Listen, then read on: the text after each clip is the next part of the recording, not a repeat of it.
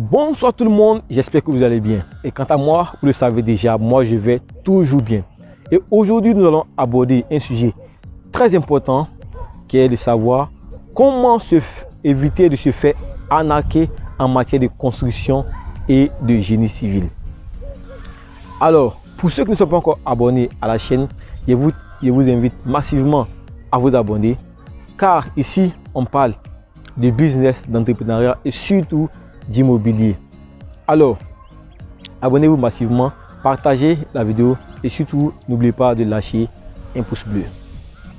Alors, je fais cette vidéo suite à des déboires que m'expliquait une personne qui a été victime d'arnaque en matière de construction. Il m'expliquait toutes les difficultés qu'il a eu à rencontrer, toutes les sommes élevées qu'on lui a carrément escroquées, tout simplement parce qu'il n'était pas informé, tout simplement parce qu'il n'a pas suivi certaines étapes qui sont très importantes afin d'éviter de se faire arnaquer.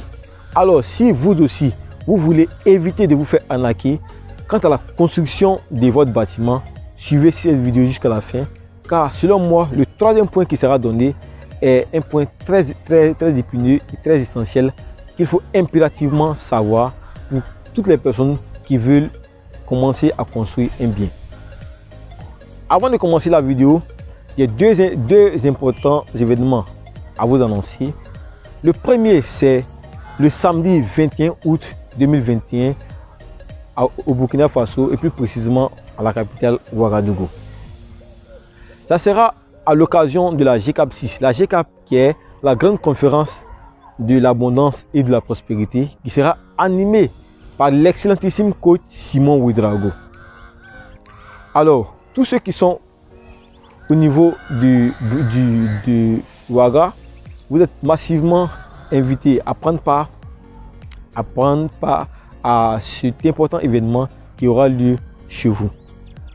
Et également, le deuxième événement, c'est la grande conférence qui aura pour thème Jeunesse et liberté financière qui se tiendra ce samedi 28 août 2021 au centre Imris, également à Ouaga. Alors, pour toutes les personnes qui nous suivent depuis le Burkina Faso et qui veulent également atteindre la liberté financière, cette conférence est l'endroit qui vous est indiqué afin de pouvoir atteindre cette liberté financière que nous recherchons tant. Alors, sur ce, revenons à notre vidéo d'aujourd'hui. À tout de suite. Alors, la première astuce à mettre en place afin d'éviter de se faire arnaquer en matière de construction, c'est de prendre 3 devis différents auprès de 3 prestataires différents avant de lancer le chantier en question. Je m'explique. Avant de choisir le bon entrepreneur ou le bon prestataire qui va construire son bien, il est impératif de demander auprès de 3 différents prestataires un devis. Pourquoi prendre jusqu'à 3 devis? 3 devis, c'est le minimum. Histoire de pouvoir comparer les différents montants pour voir lequel est le plus élevé ou lequel est le moins élevé. Alors, avant de se lancer, il est impératif de savoir que celui à qui on confie son projet de vie ou celui à qui on confie un projet d'avenir, nous devons nous assurer que c'est quelqu'un d'honnête et c'est quelqu'un à qui on peut faire réellement confiance. Et pour ce faire, j'ai une astuce à vous donner. L'astuce est la suivante. Lorsque vous aurez pris le devis de chaque différent entrepreneur ou prestataire, demandez-leur de vous accorder une réduction. Et c'est là que le tout se joue. Si un entrepreneur applique une réduction au devis qu'il vous a proposé qui va au-delà de 10%, il y a un problème. Et je le répète, si un entrepreneur vous propose une réduction sur le devis que lui-même il a eu à établir qui va au-delà de 10%, il y a un problème. Le premier problème, c'est qu'il a failli vous voler ou il a failli vous gruger. Pourquoi? C'est que lui-même, il reconnaît en âme et conscience avoir mis la barre un peu trop haute. Il reconnaît avoir surévaluer le service que vous l'avez proposé. Voilà pourquoi au moment de la réduction, il va au-delà de 10%. Parce que pour un entrepreneur normal qui fait un devis normal en fonction du prix des matériaux sur le terrain, lors de la négociation ou de la réduction, ne va pas au-delà de 10%. Donc si un entrepreneur vous fait une réduction qui va au-delà de 10%, un conseil les amis, dites que vous avez compris et vous allez le rappeler après. Et après, lui-même sait que vous n'allez plus revenir vers lui. Parce que le montant qu'il vous a proposé est largement au-dessus de la moyenne. Le deuxième problème, si il vous fait une réduction qui est au-delà de 10%, c'est que lui-même, il ne sait pas ce qu'il fait. C'est qu'il ne maîtrise pas du tout son sujet. Alors, nous passons maintenant à notre deuxième astuce. La deuxième astuce que vous devez appliquer dès aujourd'hui, lorsque vous recevez votre devis, afin d'éviter de vous faire arnaquer, c'est de ne pas seulement vous baser sur le prix global. Je m'explique. Lorsqu'un entrepreneur vous donne le devis qu'il a eu à faire ou à réaliser pour vous, ne vous basez pas seulement sur le prix, sur le tarif final qu'il vous a adressé, mais allez au-delà même de ce prix. Vérifiez au niveau des désignations, au niveau du prix unitaire, au niveau des quantités. Pourquoi est-ce que tout cela doit être vérifié avec Munici? Tout cela doit être vérifié avec Munici parce qu'en immobilier, l'élément principal, c'est la résistance. Alors, en quoi est-ce que la résistance est un élément très important à prendre en compte dans le devis? Au passage, la résistance, c'est la force ou l'intensité que génère le dosage ou le mélange de tous les matériaux qui ont été utilisés pendant la construction. Alors, en termes de résistance, je vais vous prendre un exemple tout simple.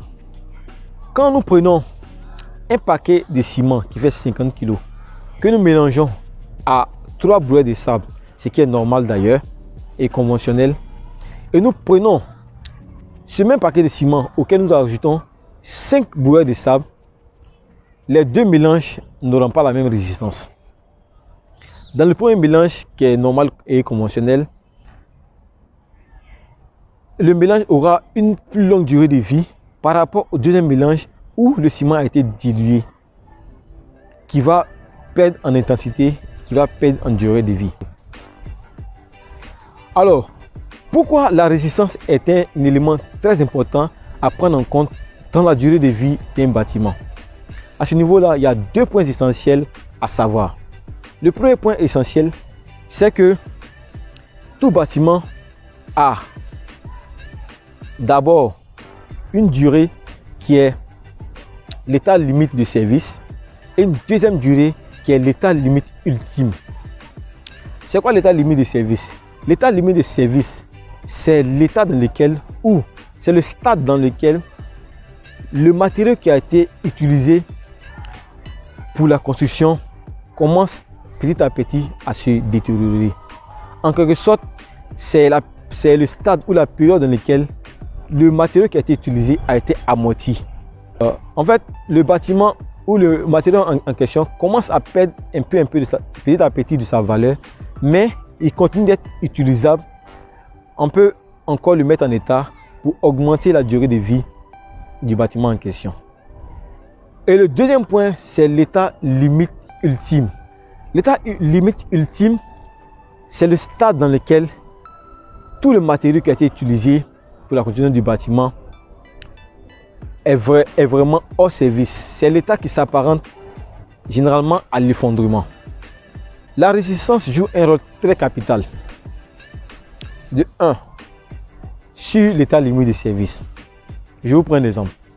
Pour un bâtiment dont l'état limite de service était prévu pour 30 ans, normalement, si le matériau qui a été utilisé pour la construction de cet ouvrage en question n'est pas à la hauteur, déjà à partir de 15 ans, le matériau va commencer à s'effriter et on va commencer à sentir les fissures et autres dans le bâtiment.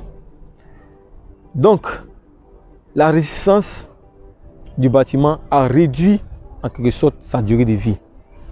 Et il en a de même pour un bâtiment dont l'état ultime, l'état limite ultime était fixé par exemple à 100 ans. Si la résistance du matériel n'a pas été à la hauteur du bâtiment en question, vous allez voir qu'à partir déjà de 70 ans, le bâtiment va risquer de s'effondrer. Or, nous savons tous que l'effondrement est passible d'amende et surtout d'emprisonnement selon la législation en vigueur. Donc, le deuxième point à prendre réellement en compte, c'est de ne pas seulement se baser sur le prix, mais d'aller au-delà, de vérifier le matériau ou les désignations de tous les matériaux qui figurent dans notre facture en question. Et pour finir, le troisième point très important que vous devez appliquer dès maintenant afin d'éviter de vous faire arnaquer en matière de construction, c'est de vous faire former vous-même. Parce que l'immobilier étant un projet comme tous les autres, il a ses rouages, il a ses règles, il a ses points importants à savoir. Donc, pour quiconque veut se lancer dans la construction de toute bâtisse, étant un gros consommateur d'énergie et d'argent, il est important pour vous de vous faire former. Et au niveau de la formation, vous pouvez même aller sur YouTube, car nous avons plusieurs pages qui vous proposent du contenu gratuit très intéressant. Je peux citer Justin Architecte qui fait un travail formidable sur sa chaîne, et également SOS Ouvrier qui vous donne des éléments de base très importants à savoir en matière d'immobilier et plus précisément de construction.